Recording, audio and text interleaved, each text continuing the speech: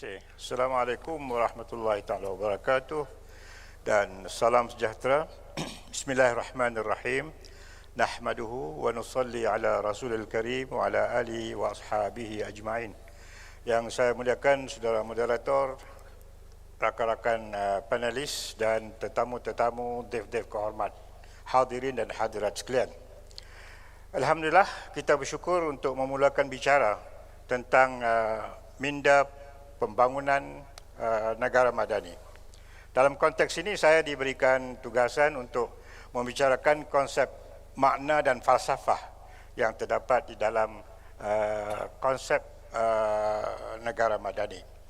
Saya ingin mengambil pandangan daripada warisan Islam tanpa menafikan juga bahawa dalam dunia barat mempunyai sejarahnya tersendiri kerana konflik berlaku di antara penganut-penganut Kristian dengan kelompok rasionalis yang terdiri daripada saintis-saintis sehingga menimbulkan istilah civil society.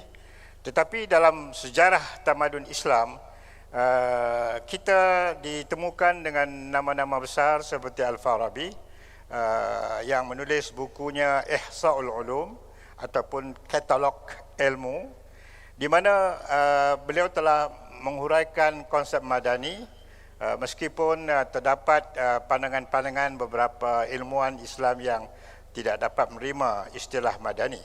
Namun ulama-ulama silam, ulama salaf seperti Al-Farabi umpamanya menyatakan bahawa madani itu adalah dirujuk sebagai ilmu madani, iaitulah ilmu ketamadunan, ilmu peradaban.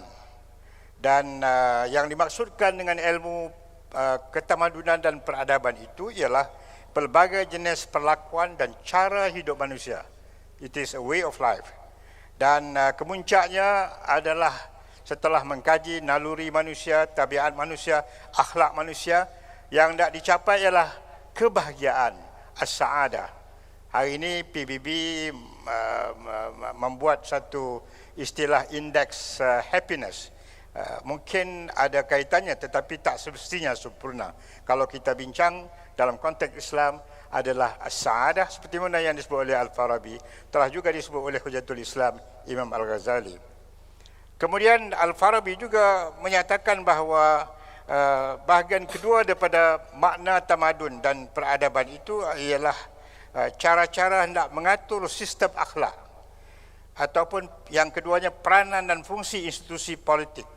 Yang ketiganya program yang memelihara adab, dan yang keempatnya jenis-jenis sistem politik yang tidak berasaskan akhlak.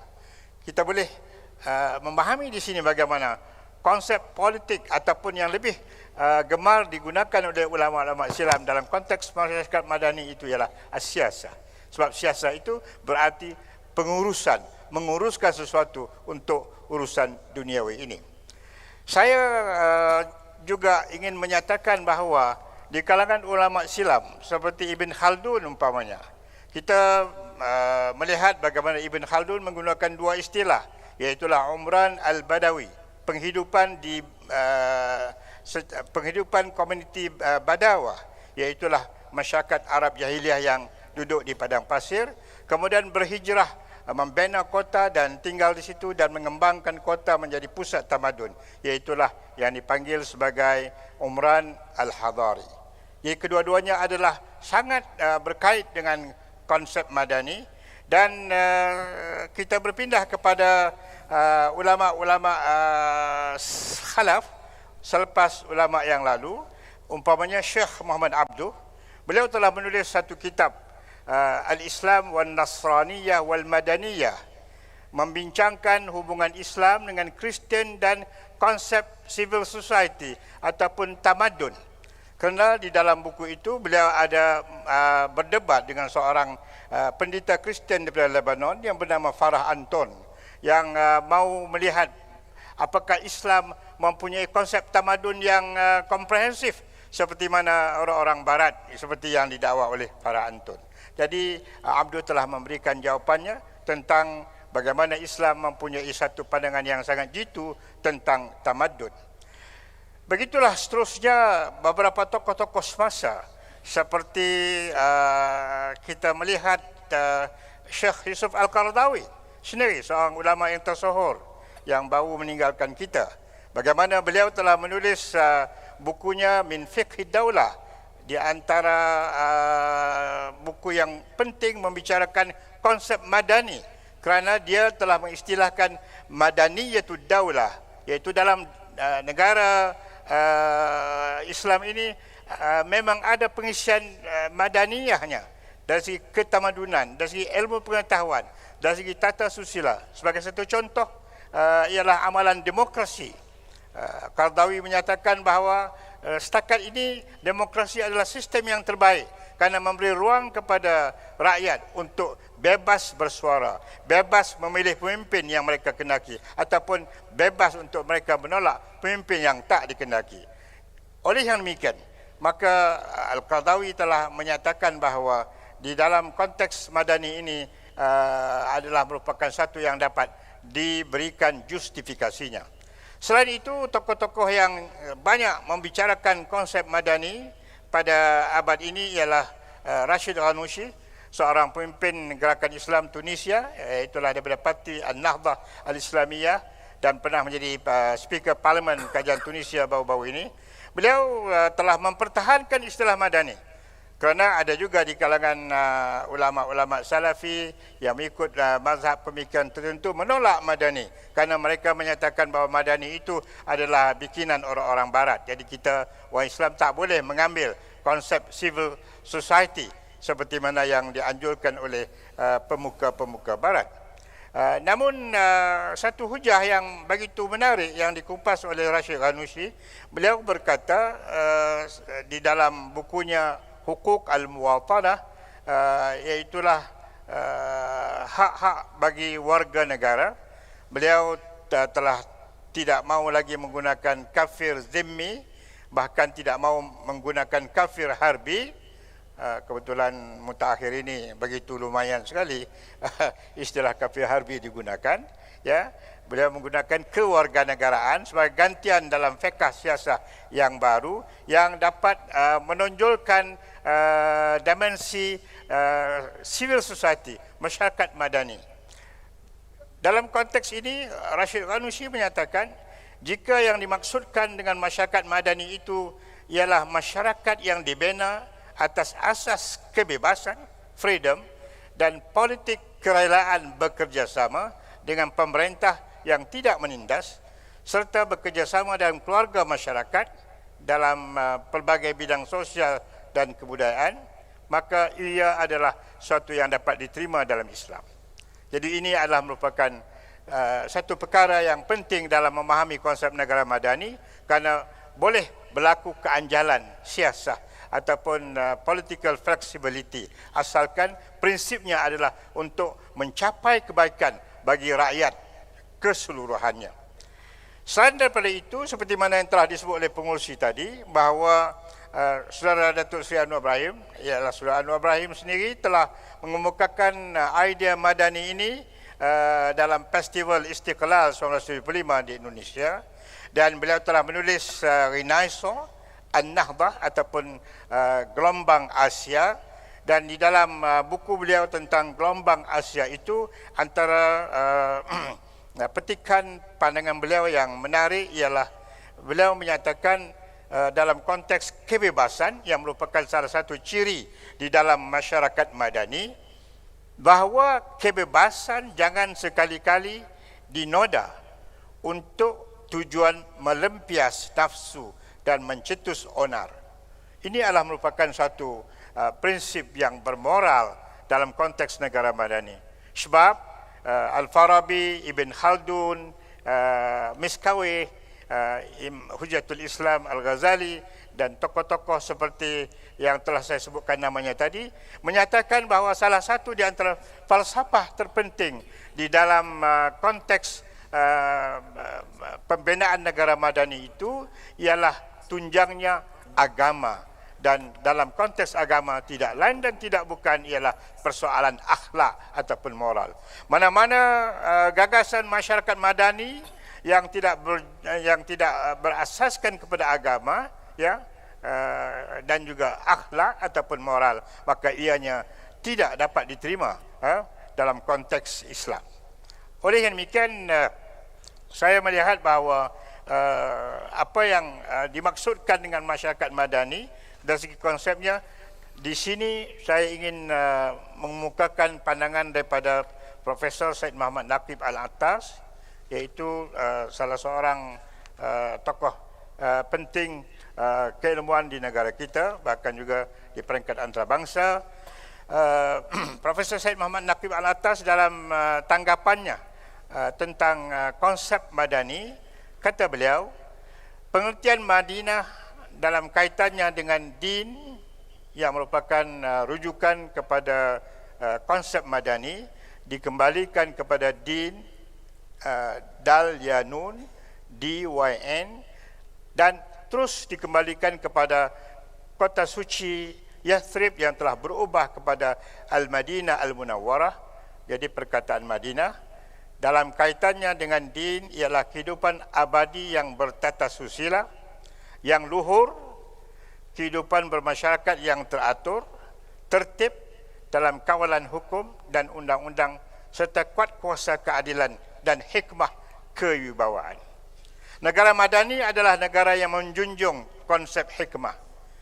Sesiapa yang dapat memahami dan mengamalkan hikmah, maka Allah akan memberikan kebaikan yang banyak. Dan dalam hadis Rasulullah SAW, ya, bahawa al-hikmah itu dhalatul mu'min. Hikmah itu adalah barang pencarian bagi orang-orang mukmin, dan dia telah memenuhi salah satu di antara 6 trust yang ada di dalam rukun negara madani. Selain itu, saya juga ingin menyatakan bahawa dalam konteks falsafah negara madani, kita melihat bahawa antara asas-asas penting di dalam negara madani itu ialah untuk mengangkat martabat manusia, atau apa yang telah dibicarakan oleh Saudara Anwar Ibrahim, karamatul insan, dan tokoh-tokoh yang lain. Dan di sini kita dapat melihat bagaimana Islam memberikan satu kedudukan yang sangat istimewa kepada anak-anak Adam, bahawa laqad karramna bani Adam. Al-Quran menyatakan kami telah memuliakan anak-anak Adam. Ini adalah sifatnya inklusif, bukan saja kepada warga mukmin Muslim, tetapi termasuk warga yang bukan Islam, asalkan mereka itu adalah anak Adam, seharusnya dignity mereka wajib dihormati. Dan telah banyak contoh-contoh dalam sejarah dan sirah para anbiya yang menunjukkan bagaimana karamatul insan adalah asas untuk pembinaan tamadun bagi sebuah negara madani. Selain itu, saya juga ingin menyatakan bahawa dalam konteks negara madani, kita mengangkat prinsip keadilan. Allah Subhanahu wa taala berfirman, "Wa idza hakamtum bainan nasi an tahkumu bil adli." Surah An-Nisa 58. Apabila kamu melakukan hukuman, menjatuhkan hukuman sesama manusia. Sekali lagi saya ingin menekankan, Al-Quran menggunakan perkataan an-nas, tidak wa idza hakamtum bainal muslimin. Apabila kamu melakukan hukuman sesama muslim, tidak, an-nas, menunjukkan bagaimana sifat universal Islam dalam konteks untuk membina sebuah negara madani. Antahkumu bil adli, hendaklah kamu menjatuhkan hukuman itu dengan penuh keadilan.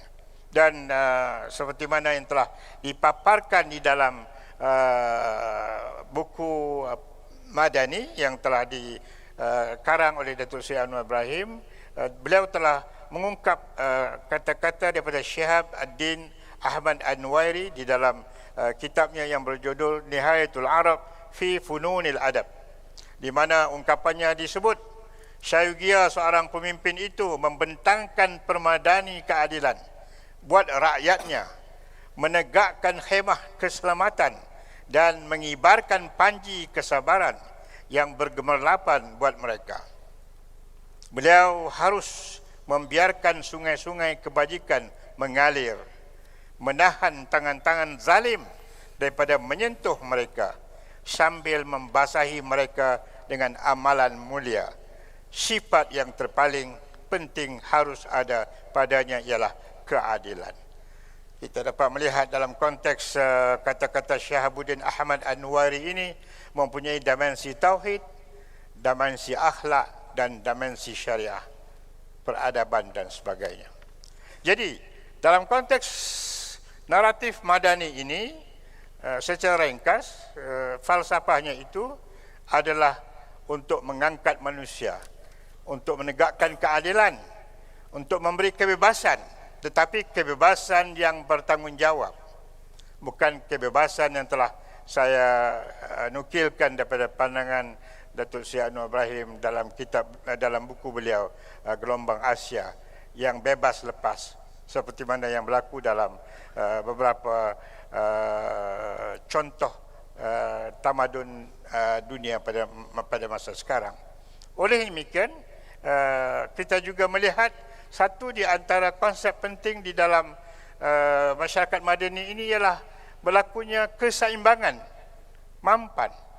Keseimbangan itu boleh kita rujuk kepada konsep Al-Quran Al-Wasatiyah, wa kadzalika ja'alnakum ummatan wasata, ya, kami telah menjadikan ummah yang berimbangan, ummah yang adil, ummah yang disebut juga dalam istilah ya seperti mana yang digunakan oleh Al-Qardawi, iaitu at-tawazun, ya, berimbangan. Dan berimbangan ini memberikan keadilan kepada semua orang tanpa melakukan diskriminasi, tanpa melakukan kezaliman, tanpa melakukan penindasan. Selanjutnya, satu lagi konsep penting yang saya lihat di dalam masyarakat madani ini ialah untuk mencapai kesejahteraan. Tadi telah saya sebut bagaimana Al-Farabi membicarakan konsep as-sa'adah. Hujatul Islam Al-Ghazali membicarakan konsep as-sa'adah.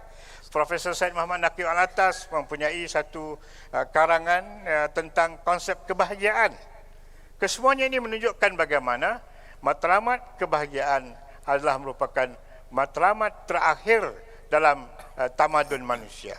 Dan kita mempunyai tamadun, kita mempunyai konsep kebahagiaan duniawi dan kebahagiaan ukhrawi. Rabbana atina fid dunya hasanah wa fil akhirati hasanah wa qina azabannar. Seterusnya, dalam falsafah pembinaan negara madani juga kita melihat bagaimana peri pentingnya manusia yang dikatakan bahagia itu ialah manusia yang saling hormat menghormati antara satu sama lain. Wa ja'alnakum syu'uban wa qabaila lita'arafu inna akramakum indallahi atqakum. Kami jadikan bangsa-bangsa dan kaum-kaum ialah bertujuan untuk lita'arafu, kenal mengenal, kasih mengasihi di antara satu sama lain, mulia memuliakan antara satu sama lain. Dan ini adalah merupakan salah satu di antara perkara penting dalam konteks masyarakat majmuk di Malaysia, di mana kita mesti mempertahankan prinsip yang universal ini, di mana kita menganjurkan berlakunya inclusivity selain daripada exclusivity dalam beberapa dimensi penting yang berkaitan dengan akidah bagi umat Islam. Tetapi Islam sentiasa memberikan satu ruang infitah, keterbukaan, seperti mana yang telah terbukti di dalam sejarah ketamadunan Islam. Dan ini telah ditunjukkan di dalam Sahifah Nabawiyah ataupun Perlembagaan Madinah, di mana berlakunya hubungan yang intim di antara warga mukmin, orang-orang Islam dengan orang-orang Kristian Najran, orang-orang Yahudi Bani Quraizah, Bani Nadir dan sebagainya. Ini adalah merupakan salah satu di antara perkara penting dalam konteks untuk kita membina masyarakat damai, masyarakat yang disebut sebagai fiqh ta'ayush as-silmi oleh almarhum Ustaz Siddiq Fadil, iaitulah fiqh untuk hidup bersama dalam kedamaian. Dan akhir sekali, antara falsafah yang terpenting yang hendak kita bina di dalam konteks negara madani ini ialah ilmu pengetahuan. Dan ilmu pengetahuan itu kita kena mulai dengan fardu ain dan fardu kifayah. Dan dalam hubungan inilah budaya ilmu merupakan salah satu di antara prasyarat bagi kita menjayakan masyarakat madani. Saya ingin menukilkan semula pandangan daripada almarhum Datuk Dr. Siddiq Fadil, seorang tokoh ilmuwan dan pemikir Islam yang terkenal di alam Melayu. Beliau menyatakan bahawa masyarakat madani yang jelas menekankan martabat kuasa dan peran serta rakyat itu, peranan dan penyertaan rakyat, peran serta rakyat itu hanya akan terlaksana dalam masyarakat yang celik dan terdidik.